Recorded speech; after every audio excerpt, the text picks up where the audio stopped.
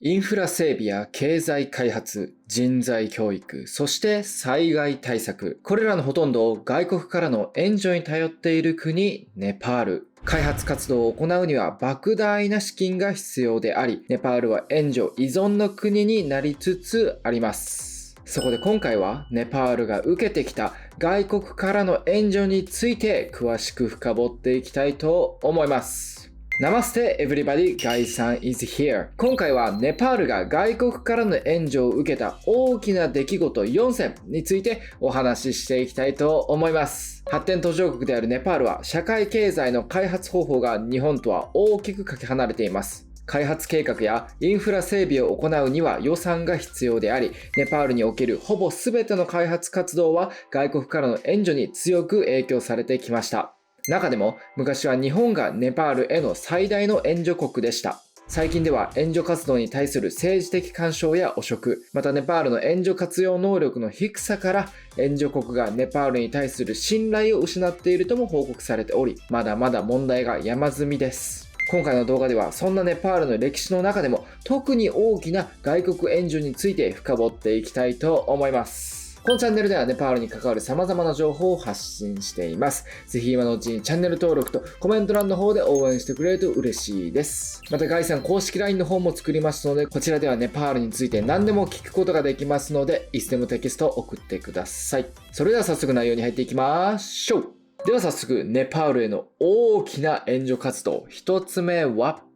2015年4月の大地震の時です。2015年4月25日、マグニチュード 7.6 の地震がネパールを襲い、約8000人以上もの人が死亡、2万1000人以上もの人が家や財産を失いました。この災害が世界に知れ渡った直後、多くの国がネパールに救助と支援の手を差し伸べました。例えば、アメリカはネパールに対し、アメリカ合衆国国際開発庁を通じて寄付を行い、その総額は1000万ドルに達しました。さらに USAID の災害支援対応チームからはネパールへの救助隊が派遣され45トンの物資が送られました。またインドは地震当日からネパールへの援助活動に大きく貢献し、インド国家災害対応部隊から1000人を派遣しました。さらに航空機13機、MI-17 ヘリコプター6機、ALH ヘリコプター2機も送りました。地震発生の翌日には10トンの毛布、50トンの水、22トンの食料品、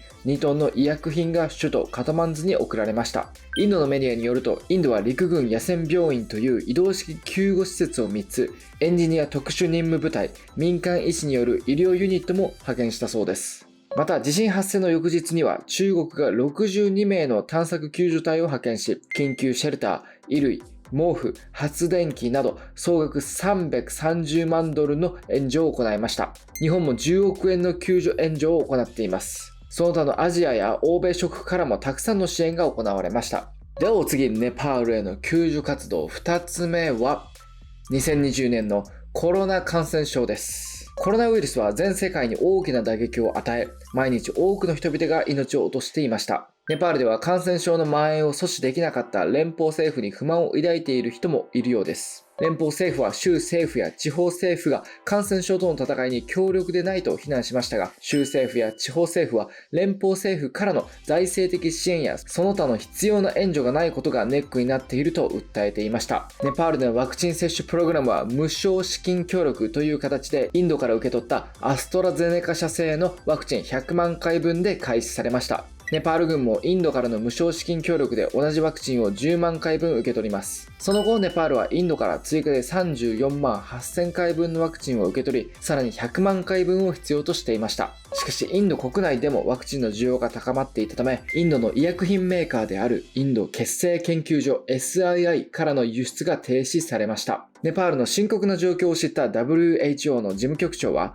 ネパールには緊急支援が必要であると述べました。そこでアメリカ政府は予定していた緊急援助の第一陣を拡大し、USAID を通じて人工呼吸器100台、COVID-19 検査機器、酸素関連資材、個人防護具などを送りました。また中国の習近平主席は無償資金協力のもとネパールに100万回分のワクチンを供給することを発表しました。その他中国チベット自治区は酸素ボンベ800本、酸素濃縮機10台、人工呼吸器5台、ICU ベッド200台、抗原キット1万5000個をネパールに提供しました。それ以前にも中国はネパールに8000回分のベロ細胞ワクチンを供給していた実績があります。他にもシンガポールは人工呼吸器、BIPAP システム、パルスオキシメーター、PCR 検査キットと綿棒、RNA 輸出機、そしていくつかの救助物資を含む計13トンの医療機器をネパールに供給しました。スイスは40台の人工呼吸器、酸素濃縮器、110万個の抗原検査キット、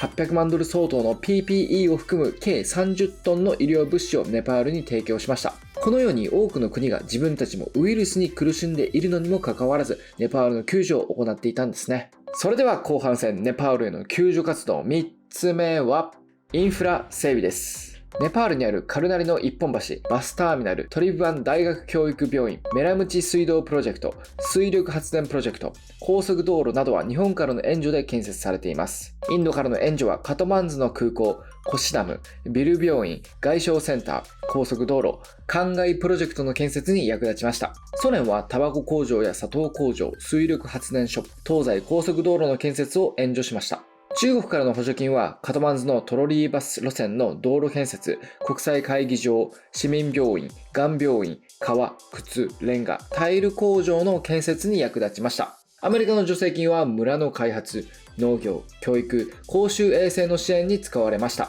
アメリカはさらにバラジュ工業地帯の建設とネパール産業開発公社の設立を支援し、いくつかの産業にも融資を行いました。このようにネパールは開発活動においても他国から多くの支援を受けています。ではこちらで最後となります。ネパールへの援助活動4つ目は人手雇用です。毎年100万人以上のネパールの若者たちがより良い生活を夢見てネパールを離れチャンスを求めて外国に行きます。なぜならネパールでは失業率が非常に高く、高い能力を持った人でも能力に見合った給料をいただけないからです。さらに教育制度も整っていません。このため多くの若者が外国でより良い機会を求め国を出て行ってしまいます。現在では高校卒業後、仕事や勉強のために国を出ることがメジャーになっているようです。多くの国が奨学金や就職の機会を提供しているんですね。アメリカも毎年グリーンカード抽選プログラムというアメリカの永住権を抽選で獲得できるプログラムを行っています。外国からの資金援助は常にネパール人にとって最大の収入源です。様々な国がネパールのために援助してきましたが、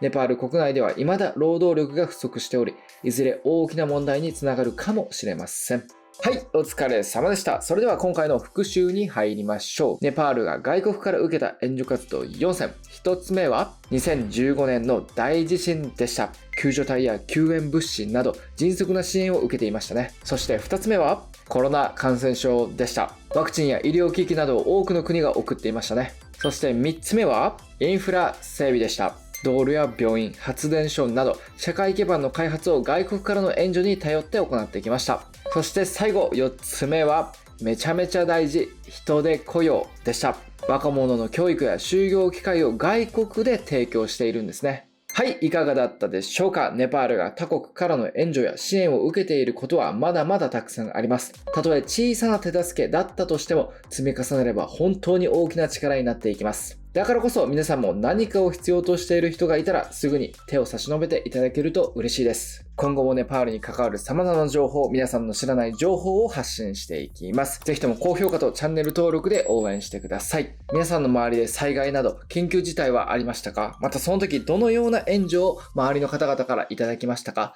ぜひコメント欄で教えてください。それではまた次の動画でお会いしましょう。ナマステ。